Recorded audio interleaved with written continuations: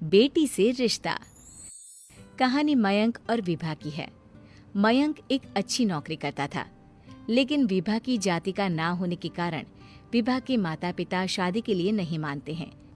पर जब दोनों अपनी मर्जी से शादी कर लेते हैं तो क्या है विभा, 6 साल हो गया है शादी को, लेकिन एक दिन नहीं गया कि तुम माँ पापा को याद कर परेशान नहीं होती।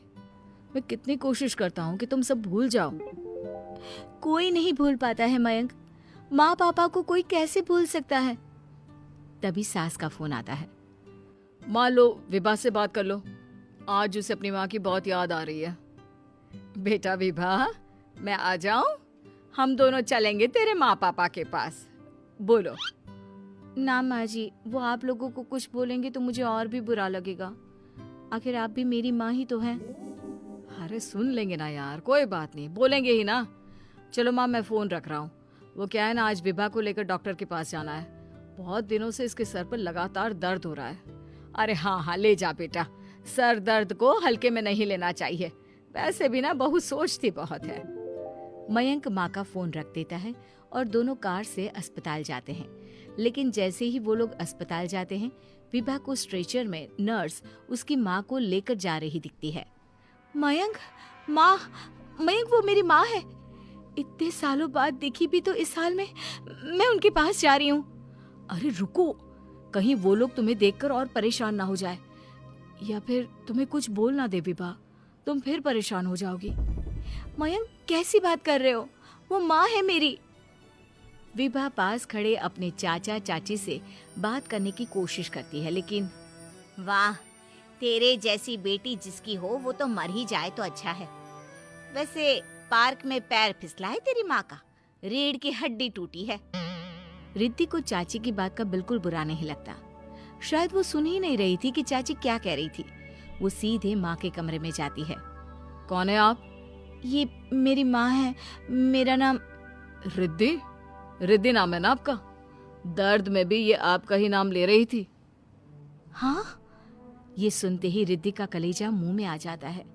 ये वही माँ है जिसने कड़े शब्दों में ये कह दिया था कि अब तेरा मेरा रिश्ता खत्म। फिर रिद्धि का पति मयंक भी वहां आ जाता है। सामने खड़े होते हैं रिद्धि के पिता। पापा, क्या हुआ माँ को? वो पार्क में गिर पड़ी, रीढ़ की हड्डी में चोट आई है। रिद्धि पिता की तरफ देखती है, लेकिन पिता मुंह फेर लेते हैं। पता है मयंक, माँ दर्द में मेरा नाम ले रही थी। मेरी माँ मुझे याद कर रही थी मयंक।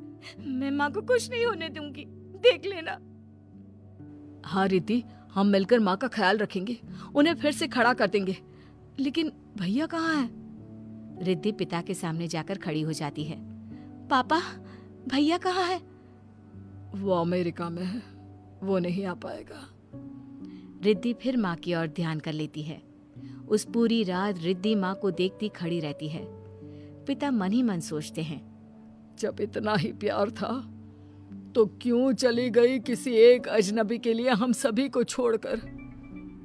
तभी डॉक्टर बाहर आते हैं। आपकी वाइफ को होश आ गया है, क्या मैं उनसे मिल सकता हूँ? जी नहीं, वो बार बार अपनी बेटी का नाम ले रही है।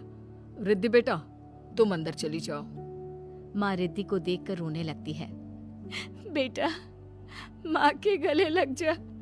मैंने तो सोचा था तेरा चेहरा देखे बिना ही मर जाऊंगी। ऐसे कैसे? भला मैं अपनी माँ को कुछ कैसे होने दे सकती हूँ? माँ उठने की कोशिश करती है, लेकिन वो उठ नहीं पाती। देखिए, आपकी रीढ़ की हड्डी में फ्रैक्चर है। मुझे प्यास लगी है, पानी पीना है।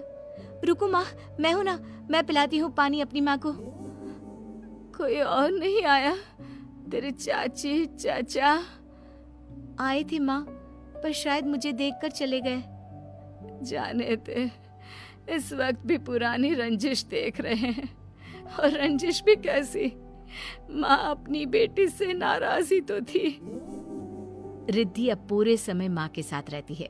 उनके हर काम को करने में उनका सहारा बनती है। फिर एक रोज, आज आपको चलने की कोशिश करनी थी, लेकिन हमारे फिजियो के डॉक्टर नहीं आए जो आपको पकड़ कर चलाते, तो फिर आज। डॉक्टर साहब, मैं हूं ना, मैं माँ को चलने में मदद करूंगी। रिद्धि माँ को चलाती फिराती, उनके खाने पीने का ख्याल